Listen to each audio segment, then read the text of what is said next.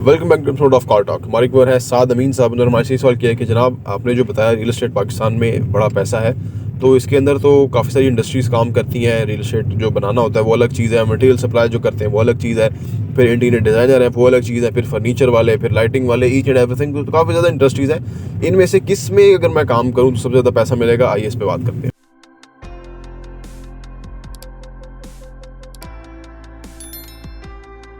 बिस्मिल्लाहिर्रहमानिर्रहीम, अस्सलाम वालेकुम रहमतुल्लाहि व बरकातहू। देखिए जी, शायद हम 3400 वीडियो बना के ये एक्सप्लेन नहीं कर पाए। मैं आपको दोबारा एक्सप्लेन कर देता हूँ कि कभी भी ज़िंदगी में उस काम में नहीं जाना जिसमें पैसा ज़्यादा है, उस काम में जाना है जिसमें आप बेहतरीन है या आपका शौक है या आपका मुआवजा कम भी मिले तो वो आप खुश रहेंगे। दोबारा रिपीट करता हूँ कि कभी भी जिंदगी में उस काम में नहीं जाना जिसमें पैसा ज्यादा है। वो लोगों के लिए पैसा ज्यादा, आप जाएंगे ख्वार हो जाएंगे, जलील हो जाएंगे और आपको मजा भी नहीं आएगा और पैसा मुश्किल कमा भी लेंगे तो फिर भी आप शराब जुआ इस तरह के कामों में पड़े रहेंगे। उस काम में जाएं जो काम आपके दिल के करीब है, जो काम आपको पसंद है, और उसमें शर्त है कि मुआवजा कम भी मिले तो कोई प्रॉब्लम नहीं।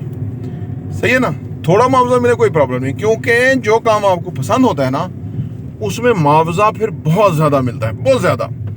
आप कह रहे हैं कि मिले ही ना या थोड़ा मिले चलेगा, लेकिन वो जब आप काम कर देते हैं तो वो मुआवजा बहुत बढ़ जाता है।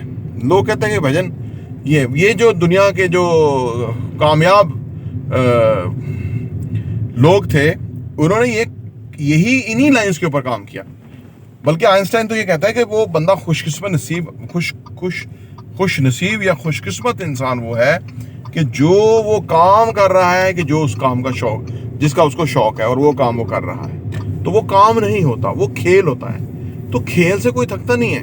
आप अपने माजी को देखें कि हम संडेज को सारा दिन क्रिकेट खेलते रहते, लंबे लंबे मैच होते थे, ठीक है ना। भूख प्यास जो है भूली होती थी और फिर आफ्टरनून में हम क्रिकेट वो सारा खेल करके वापस आते थे और फिर हमें पता होता था कि ये संडे है और अगला संडे जो है ना वो अगले संडे को आना है, क्योंकि वीक के दरमियान में कोई संडे नहीं आ सकता। तो हम कहते थे कि ऐसा हमारा रोज हो। फिर हम क्रिकेट टीम में, नेशनल टीम में जाना चाहते थे, फिर हम नहीं गए।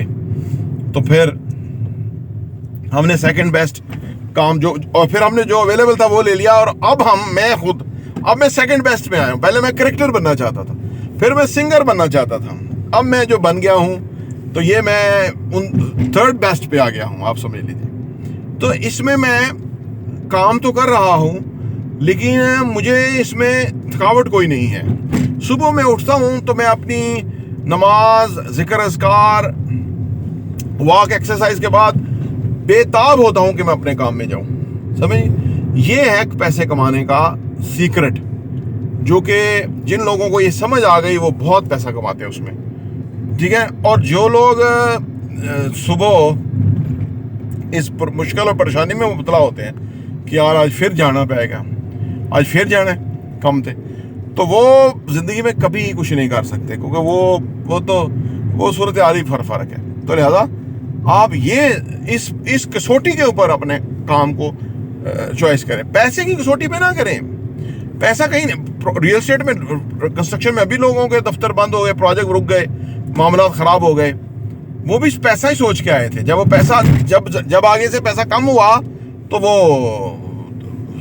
वो no more they can stay in their field, तो वो कोई फायदा नहीं है। तो लिहाजा अपने दिल की आवाज़ सुने और वो काम करें कि जो आपके दिल के करीब है और उसको एक आर्ट वर्क की तरह करें, खूबसूरत तरीके से करें, पैसा ही पैसा हो जाएगा। प्रॉपर्टी इंटरव्यू देखने का बहुत बहुत शुक्रिया।